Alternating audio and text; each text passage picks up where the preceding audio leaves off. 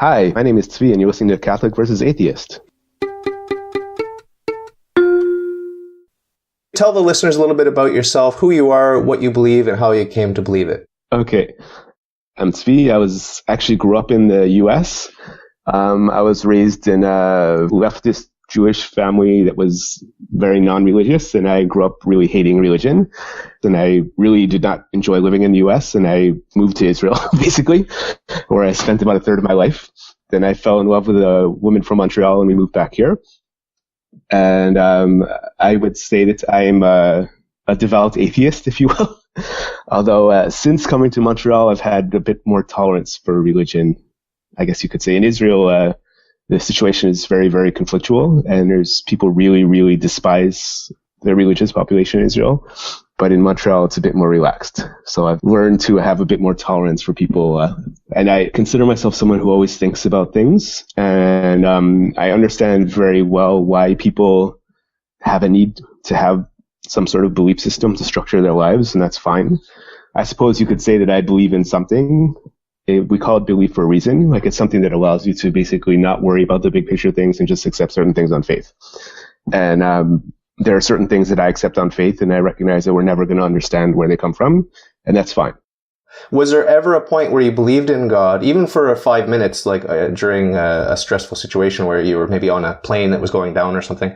Was there ever a time where you reached out to God in prayer? Did you ever encounter maybe an eccentric uncle that was fanatically Jewish? Just talk a little bit about the colorful moments that have to do with God and religion in your childhood, if you would. Some of the highlights, if you could, please.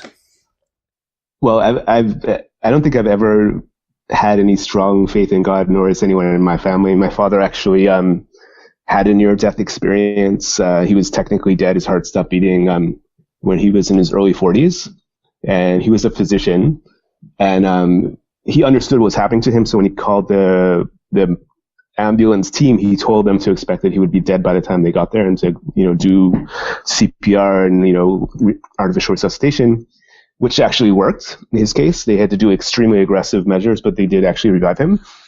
Anyway, I had a cousin at the time who was exploring his belief system, and he was very, very interested in God and past life experiences. And he would often ask my father, what his experiences were. And my father was, very adamant about this. When you're dead, and there's nothing there. Any memories you think you had, that's oxygen on the brain. So I was not really brought up in a household where we were expected to have any particular relationship with God. I have actually been on planes that have possibly going down, and I actually did have a relative who was in a plane that went down, and he was actually one of the few survivors. He was like one of 3 people on a big plane of maybe 300 people who survived, and he didn't think that was a gift of God. It was basically pure chance. I was trained as a statistician as well, so I understand, if you will, chance. The one time that I was in a plane that they were actually quite nervous about what was going to happen, because basically the issue with the plane was they couldn't control the plane in the landing, and we were flying around for a few hours to try and find an airport that would be able to accommodate us in a very direct approach. So we all had to do the crash position and everything like that, and going in, and it was certainly much faster than normal, the approach. But it was interesting to sort of see how people were behaving as we went down. I was actually impressed at how calm it was. And in the end, it was fairly uneventful, other than the fact that there were fire trucks and everything on both sides of the runway as we went in, sort of zooming down with us. The plane couldn't really stop. So when it did eventually stop, it was well beyond where they normally stop for runways. And we had to get out of the plane there. We had to, go down the mats and stuff. And I don't remember how they got us to the terminal and everything. But it was interesting. But the thing that struck me was actually how calm people were. I didn't notice anyone who was overtly praying or anything. Certainly not out loud.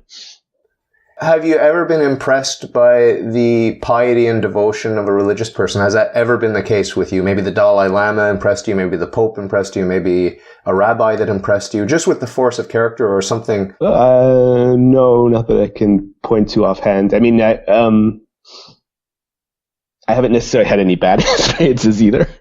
Right. But there's a general cynicism about people rooting for this team versus that team. And you're not willing to hop on board with the Montreal Canadiens just because you have an apartment in Montreal at that moment, right? I am a Canadiens fan. Hypocrite. I know. I mean, I think that's a great example, of religious belief, actually. Yeah, man-made religions abound. And bandwagon hopping is very, very, very prevalent today. It all seems very cowardly to me and very phony. Yeah, there's definitely some serious social issues going on, which are and social media and the way information circulates and the speed with which it circulates is amplifying that, I think. And I suppose in some ways you could say this is a breakdown of social values, religious values, or whatever. In the past, basically, religion provided a sort of framework in which you did things. And it was also useful for covering up things that were awkward and whatever. It was easy to sort of sweep them under the table within that. Basically, say, well, let's ignore that. You're a good Catholic, so let's not go there. So this notion of taboo, religious taboos, does a great job of keeping the facade nice and clean and proper. And I think that's what you're trying to express, yeah?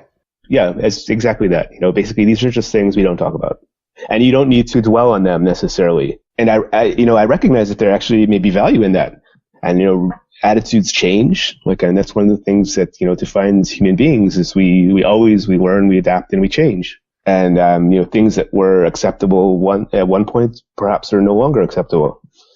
How old are you today? I'm in my early 50s. Old enough that I don't keep counting. Okay.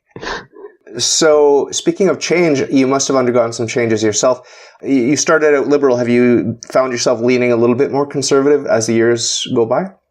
I think my politics are distinctly very left, but I'm fiercely independent, and I really don't like to label myself as any particular type of political affiliation. When I was in university, I guess I briefly was with a bunch of anarchists, but intellectual anarchists, who strongly believed in, the International Revolutionary Workers Movement and things like that. So relative to that, you've moved to the right? I wouldn't say that. I recognize that politics is about human beings as well. And I understand that politics is the art of the possible, if you will. And they have to make, difficult compromises and things like that. I recognize all of that. And one of the reasons that I have not become a politician is because I am more idealistic, basically, and I really don't like compromising my beliefs.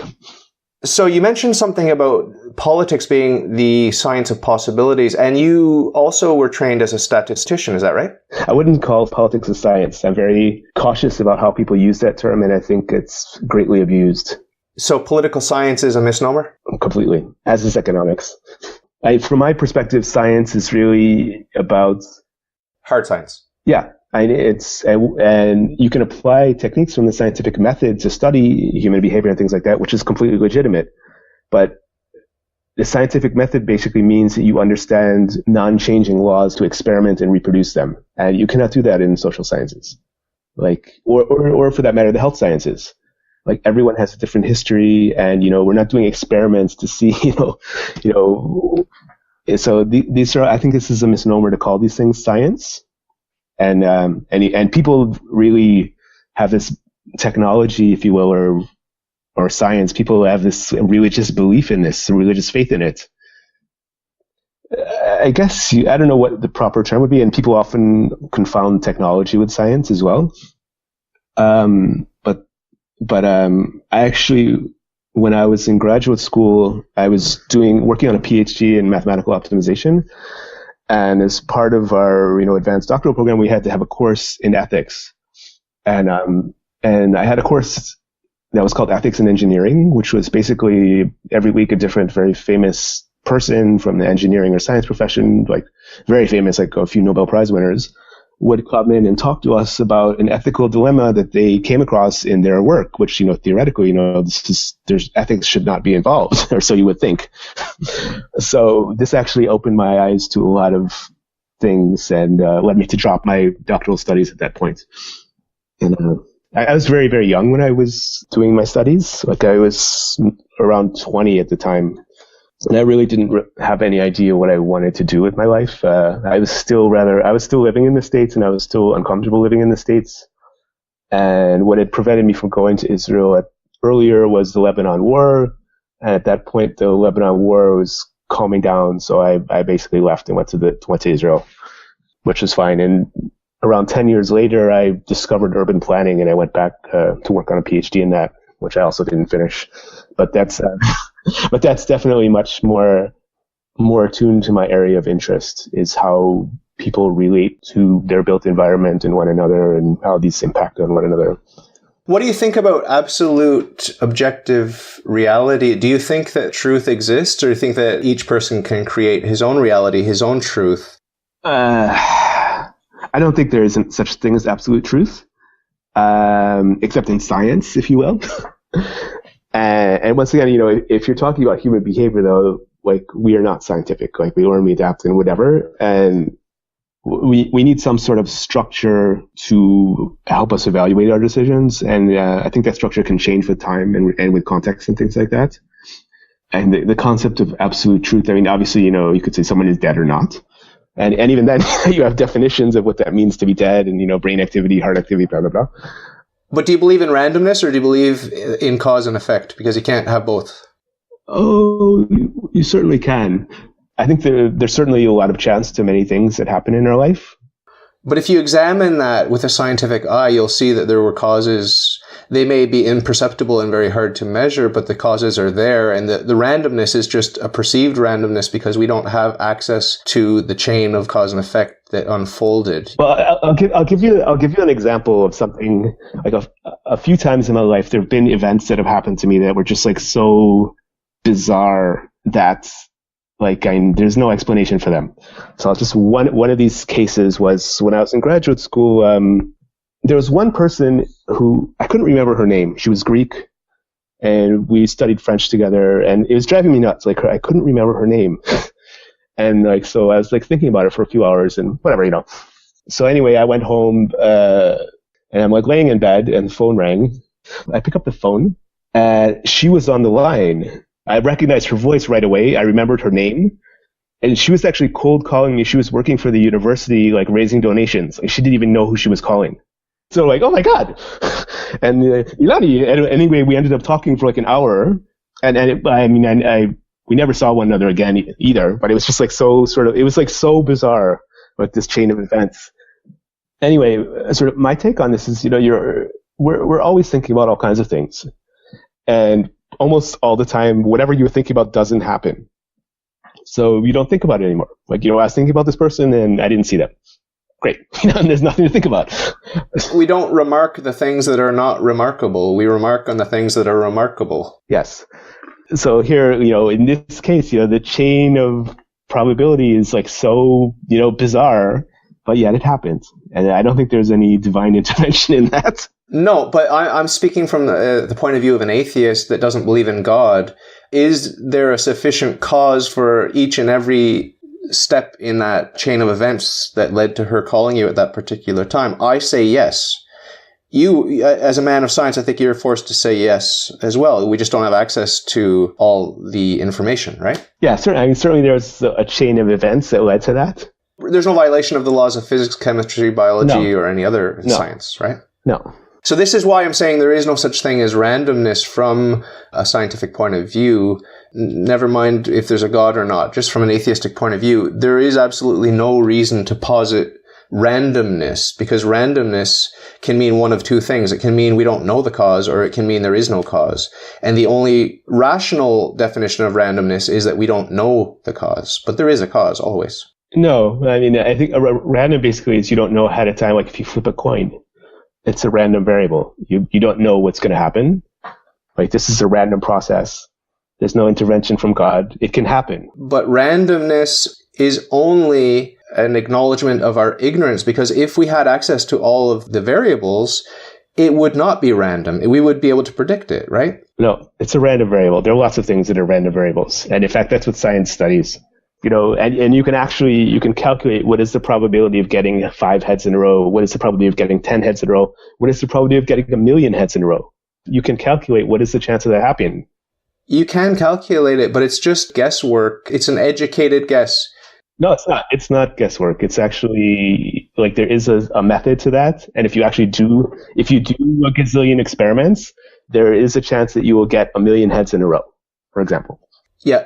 I'm not saying that statistics aren't useful. Of course they're useful, but they're a crutch because of our lack of information. If we had access to the variables, we wouldn't need to be guessing if it's going to be heads or tails. We would know. No, you can't know. We can know if we have access to all the variables. No, well, that's the thing. You can't know on any given time that you try this what the result is going to be. Like, that's my point. Have you ever downloaded a file off the internet or transferred a file on your computer? Of course. So you know how that progress bar shows the progress? The estimated time remaining? The prediction gets better and better, more and more accurate as it approaches 100% completion, right? You do understand that. Every single time, without exception, when I transfer a file, its initial prediction is wrong, and as time goes on, its prediction of how much time remaining always improves. And at the end, it's a 100% spot on. Why? Because all the information now is in hand. At the beginning, it's evaluating based on a lot of unknowns. All of this to say that I don't believe in randomness, but do you believe in randomness? Of course. So if you examine a random event, is there a cause for that? Causality is very difficult to prove. I think things are often very complicated, and we don't have the information, and we will not have the information, basically. Yeah. So you and I agree then about what randomness is. Randomness is a lack of information, and the more information we have, the more certainty we have. I wouldn't make that contention that the more information is necessarily better knowledge, or it might be, but it's not. There's certainly no certainty that it is. But what do you think about origins? Where do you think the universe came from? Do you have any pet theories about that? Well, I'm certainly not a physicist, but I think the Big Bang type theory is certainly is good of a guess. What happened before the Big Bang, what will happen after things collapse in on itself again. I have no idea. I think time is basically infinite. So. But do you believe, like the Stoics and like Nietzsche and like a lot of people, that the physical universe has always been here and will always be here? Some form of physical universe, yes. I think the consensus is at some point everything's going to collapse back in on itself, and space and time will become unified, and then it'll have another Big Bang type thing. Big Bang, Big Crunch. Yes. If you think about that, what's happening where a universe is expanding, biological life becomes tenable, and then it shrinks and biological life becomes untenable, and then it all repeats over and over and over again. All of the accomplishments of biological life, all of the art, all the science, all the beauty, all the love, all the philanthropy, everything that we value about relationships and about love and everything that's connected with human life, all of that is reduced to complete meaningless absurdity and a white noise if there are infinite Big Bang, Big Crunch scenarios and there's no progress in terms of lasting consequences to anything we do. This would bring us to the question of morality and how it's connected to the meaninglessness of everything that you and I cherish. The entire concept of progress, is a human construct, which I think a lot of people associate that with the Jewish attitude of history. And before that, most religions did look at things on a cyclical sort of thing. Things happened, and that was sort of the cycle of life. So it's the fact that there is a sort of linear progression is a fairly recent concept, and I think actually in a lot of ways it's certainly allowed us to master our environment. And the downside of that is it's also enabled us to destroy our environment. Whether or not God or whoever really cares about what we're doing here makes a difference. I don't think they do. But why is creation good and destruction bad? Why are you able to intuitively know with certainty that creation is good and destruction of everything that we value is bad? Well, what are we creating and what are we destroying? Let's say mommy makes a beautiful cake and then little Johnny comes in and destroys it.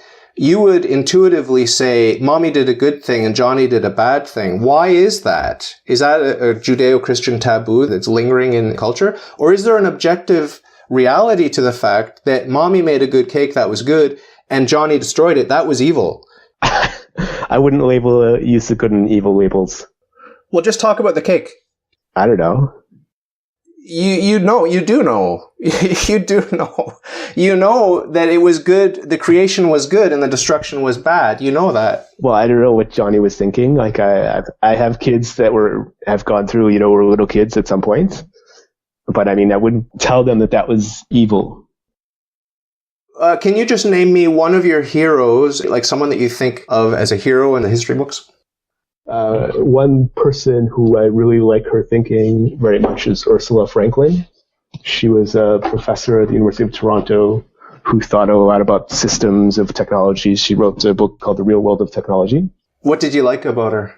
Well, I like her perspective on humanity and our relationship with technology and things like that, and how, in a way, we are creating a certain reality, and there's a certain mutuality amongst what we're doing and how it impacts on everything, future generations, and also the planet itself. She was able to really grasp the big picture and understand, how man-made materials relate to bigger things. So we've created a sort of technological system that allows us to benefit from the, if you will, God's gifts to us. And we've become very good at it, but we've become too good at it, basically. We've set in place processes that are basically, we're going to be facing serious global climatic change. Nobody knows what that's going to bring, like what that's going to lead to, like how that's going to play out.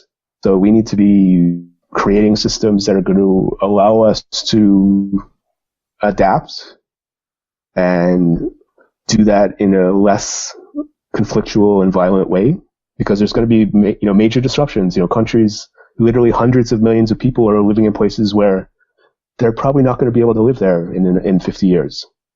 Like, where are these people going to go? What's going to happen to them? How is that going to impact on everything?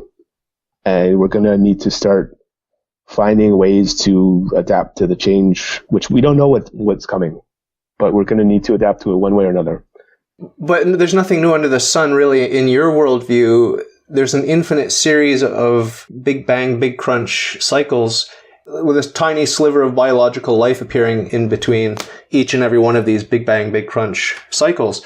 And so there's nothing new because there's an infinite series of them behind us and ahead of us, and every combination and permutation has already been lived out, no? We're talking about completely different scales. But I want to zoom out and talk about this scale where there are infinite iterations of the Big Bang, Big Crunch with the sliver of biological life in between. And the fact that there are infinite iterations means that everything that can have happened has happened. So there's nothing new. I don't know. I mean, everything is, I know, I think life is random, actually. The fact that life was able to evolve in certain conditions, and there certainly are other forms of life that could evolve in other types of conditions.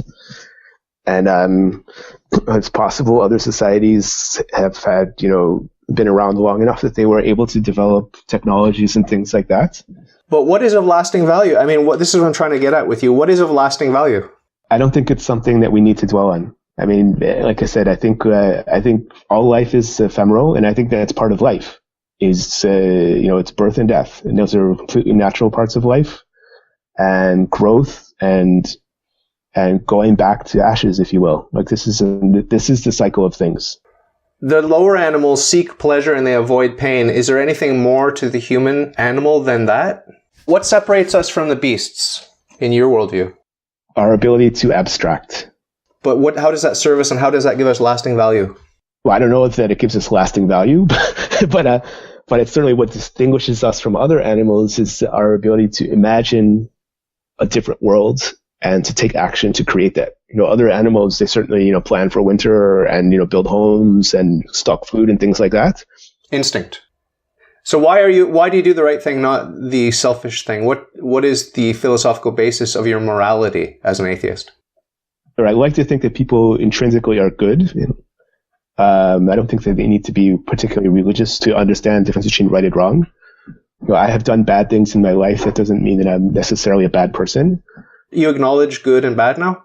I think these are certainly concepts that are important, and I don't think you need to be a person of faith, religious faith, to recognize that distinction.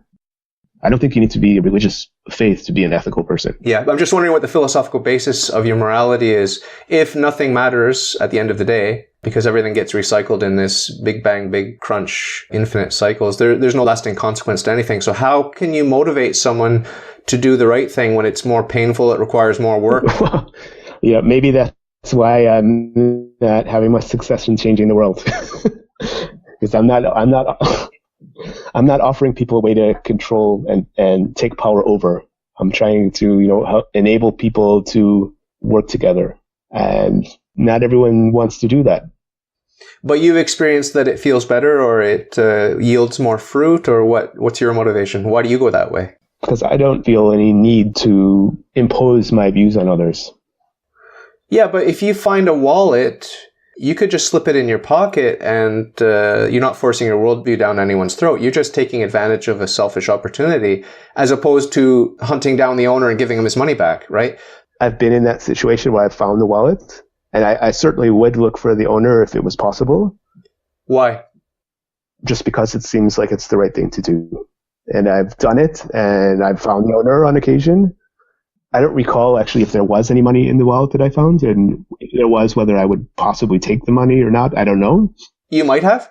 Possibly, I don't know. But even if I took the money, I would still look for the. I mean, it's not really the money that the person is lacking; it's more the identification and things like that. Yeah, but in principle, you like to do the right thing because it is the right thing to do, objectively and eternally. Yes. Wow, that sounds like there's not a big difference between your worldview and my worldview, really. The objective goodness that you praise and worship, you just don't call it God, right? Exactly. Yep. Nice. So just to wrap up the show, what would you say to anyone that might be out there listening now? I think at this point, I don't see how negative thoughts and fears are going to help us at all. And I think we really need to find ways to become more resilient as a society and help one another, like learn how to recognize that we're all going to be struggling, and we are struggling, and find ways to work through that the best that we can. And I think we have a lot of change ahead of us, and it's going to be very, very difficult. And, we try to be, hope for the best, basically.